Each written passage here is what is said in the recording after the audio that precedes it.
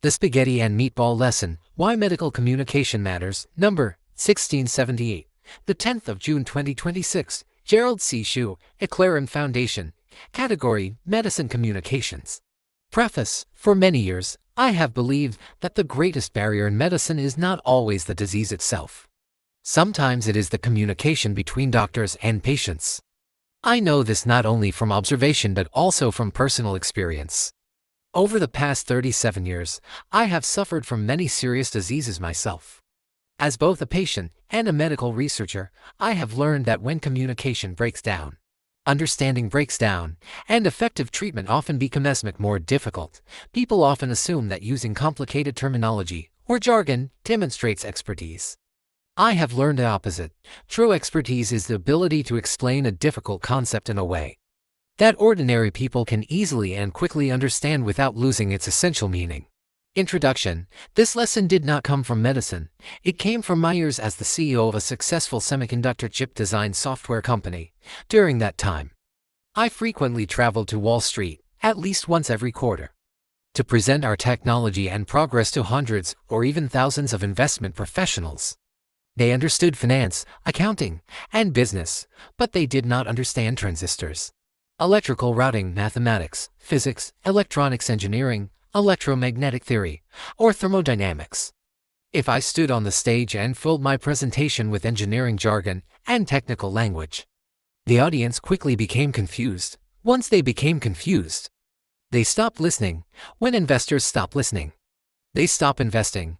When they stop investing, my company's stock price drops. When my company's stock price drops, my employees and customers worry.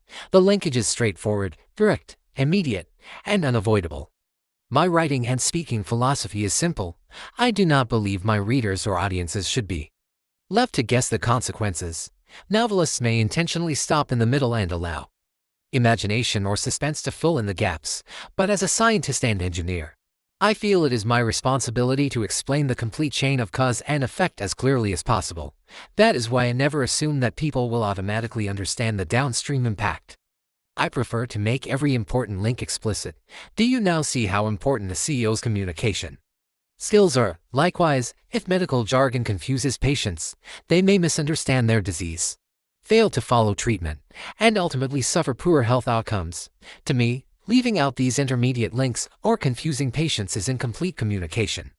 My duty is to make the logic explicit, step by step, until the final consequence becomes clear. There should be no need for the reader, audience, or patient to guess what happens next. A case study of improving my communication style. After thinking carefully about communication style and its consequences, I decided to change my approach. Instead of talking about integrated circuits, transistors, electrical wires, physical design versus logic design, and other technical concepts, I talked about spaghetti with meatballs, a common dish that almost every American has seen or tasted before. By replacing unfamiliar engineering jargon with a familiar everyday image, I transformed a highly complex semiconductor problem into something the audience could immediately visualize and understand. I told them to imagine that every meatball represented a transistor and every strand of spaghetti represented an electrical wire. Now imagine a dinner plate containing millions of meatballs and more than 10 million strands of spaghetti. The challenge is not simply putting them on the plate. The challenge is placing every meatball in the correct location and connecting every strand of spaghetti efficiently without creating chaos.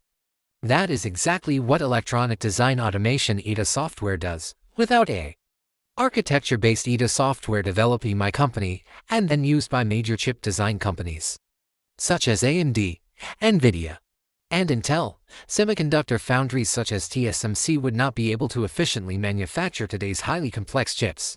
Without those chips, many of the technologies that have transformed modern life, including Apple's iPhones, Chat, Gemini, and Tesla's electric vehicles, would not exist in their current form.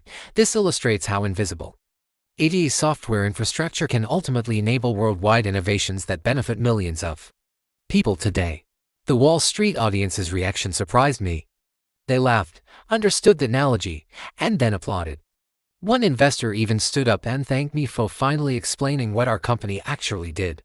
They had eaten spaghetti with meatballs before, but none had ever imagined that dinner could illustrate semiconductor chip design. At that moment I learned one important lesson.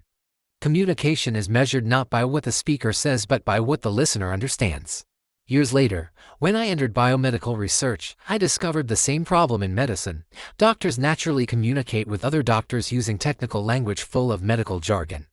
Terms such as hyperglycemia, neuroplasticity, endothelial dysfunction, autonomic regulation, and pharmacodynamics are perfectly appropriate in medical discussions among professionals. However, patients often hear these words without understanding them. Once they become lost, many simply stop listening, and fortunately, patients cannot benefit from information they do not understand. This is why I deliberately write metformin, a diabetes medication, or Keppra seizure medication. Some professionals may think these explanations are redundant and unnecessary. I disagree. My goal is not to impress experts.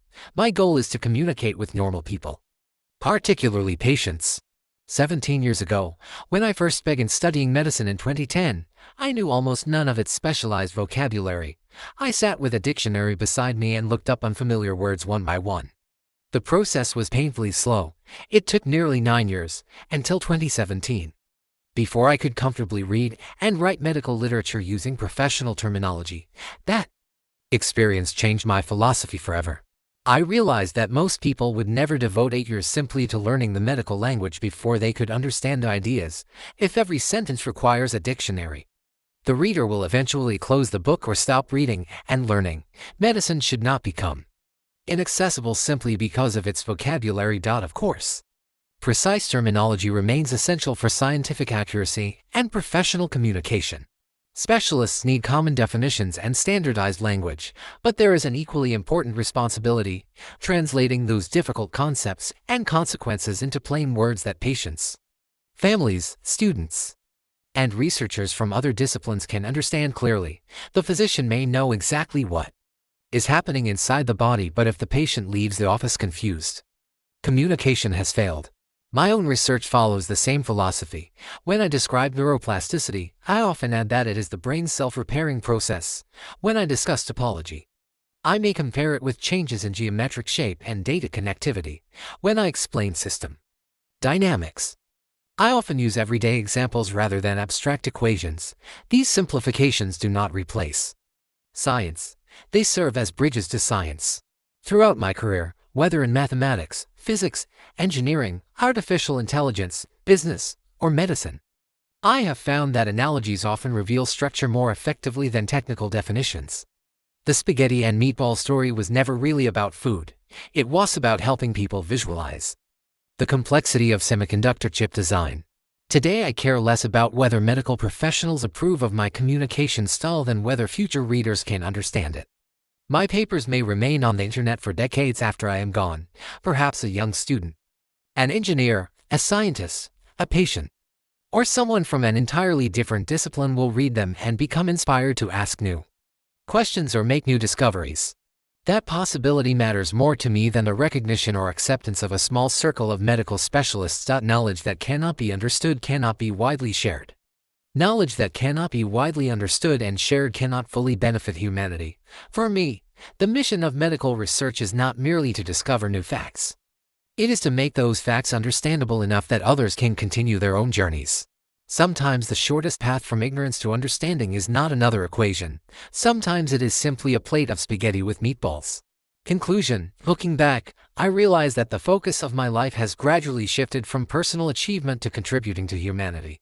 My goal is no longer to accumulate recognition but to share knowledge in ways that ordinary people can understand and use to improve their lives. This philosophy is also the reason I support the translation of complex medical research into simple educational videos and other accessible formats through mass communication channels like YouTube. Most patients, family members, and even many medicine students will never search through Technica journals or pay expensive subscription fees to read scientific papers. They seek answers in places that are open, practical, and easy to access.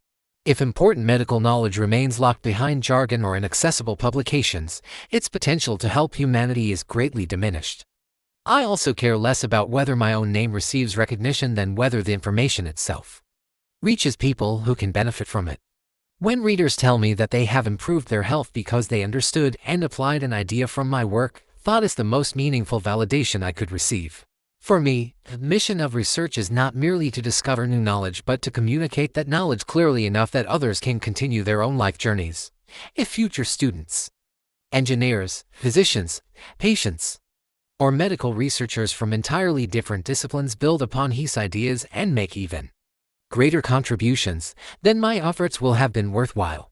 Perhaps that is the true purpose of communication, not simply to transfer information, but to transform understanding into action, and action into a better life for others.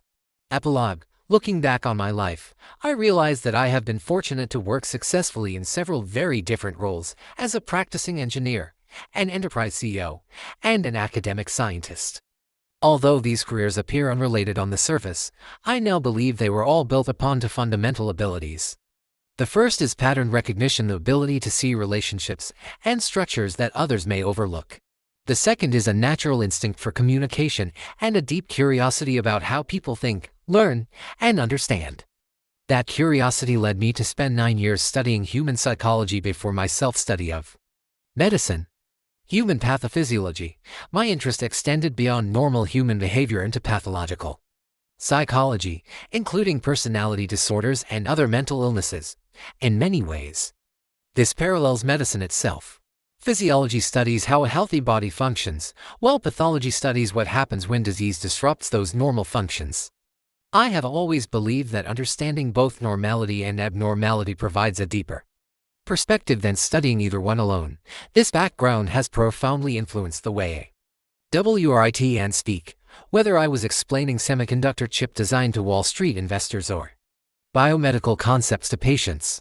I naturally thought about how people receive information, where they become confused, and how to guide them step by step toward understanding. For me, communication is not simply the transmission of information, it is the successful transfer of understanding. Perhaps this is why I insist on explaining the entire chain of cause and effect, rather than leaving readers to guess the missing links. If communication fails, understanding fails. If understanding fails, appropriate action often fails as well. In business, investors stop investing. In medicine, patients may misunderstand their disease, fail to follow treatment, and ultimately experience poor health outcomes. The consequences are different, but the underlying principle is the same. The spaghetti and meatball story was never really about food. It was about respecting the audience. It was about recognizing that knowledge has little value if it cannot be understood. Looking back, I realize that this philosophy has guided much of my work throughout my life. For me, the mission of research is not only to discover new knowledge, but also to communicate that knowledge in a way that ordinary people can understand and use. If a future student, engineer, physician, medical professor, or regular patient reads these papers and finds inspiration or practical value in them, then I will feel that my efforts have been worthwhile. After all, knowledge that remains locked inside technical jargon or a few medical journals in a library cannot fully serve humanity. This content is provided for educational reference only and does not constitute medical advice. No doctor-patient relationship is created. You may share this summary freely, but it must not be altered, edited, or republished as your own. All intellectual property rights and copyrights for this article and its related materials belong to the author, Gerald C.